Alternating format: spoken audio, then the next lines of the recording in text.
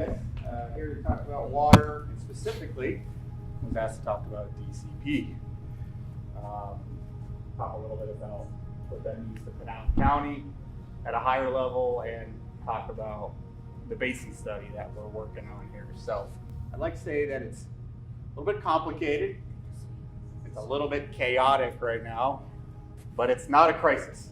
I want to, everywhere I go, start with that. It is not a crisis. It's just complicated. There's a lot going on. In fact, I didn't check my phone in 2 hours. Probably something's changed down at the legislature with what's going on with water. So I'll give you as current information as I got. But it's not a crisis, and it's certainly not a crisis here in Maricopa. But I'll step back from all of that, and this is the message that I'm passing after that kind of overarching statement.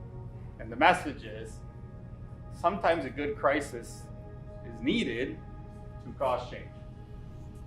And I do think it's time that we find the right balance, and we need to find the right balance in Pinal County to properly talk about the fact that it's not a crisis, but it's a challenge.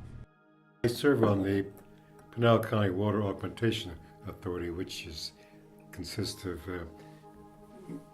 many of the cities in Pinal County, and we deal with water recharge and things of that sort. With the greater population, I would think you'd really reach a threshold. Now, Ron might tell you that the city of Maricopa is safe, and it is safe, but at what point and how long? 2026 is the drop pool year that they're talking about. They have no idea what's going to happen. Bureau of Reclamation, the governors in terms of these states, what's going to happen in terms of water by 2026. Climate change is reality. That drought more than likely will continue. Since I've been here, the summers are longer and hotter. I love Maricopa, but to answer your question, I would not recommend anyone seriously thinking about it. If you thought about your young family, you might want to, in 20 years, relocate. So, Brian, I've noticed your quotes were in a few major stories when they were going through the water bills that they were drafting, and you were there, right? Right, yeah, I testified twice. We had a group of 4 or 5 or 6 of us that were all kind of tag teaming with our testimony in support of the bills, the way they finally were presented to the legislature. Are you happy with what they finally passed? Happy's not a great word. Satisfied, how about satisfied that they preserved what was agreed to in the steering committee? Okay. And we got a lot of support for being able to hold what we thought was the minimum of what we needed to get out of the work that the steering committee did.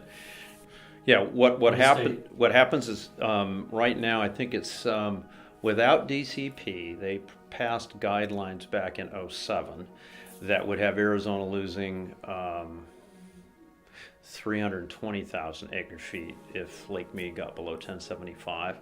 With DCP, they've added an extra 192,000 that kind of takes place immediately if you're below a higher level. That's in an effort to try and just leave as much water in the lake as possible sooner to keep it from getting to a shortage condition.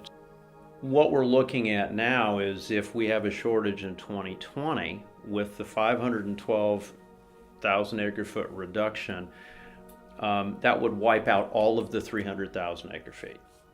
Okay, without the DCP plan, without the additional 192,000 acre feet, we would still have some water left if we went into a shortage, but the lake would be worse off. So there's a give and take that goes there. How much water can you afford to have made available to this block of farmers down here? And is it important to the state to continue to do so? Right now, they're still viewing it as important because we have what we're getting out of this DCP. It takes us right to the edge. Hopefully it doesn't take us over the edge.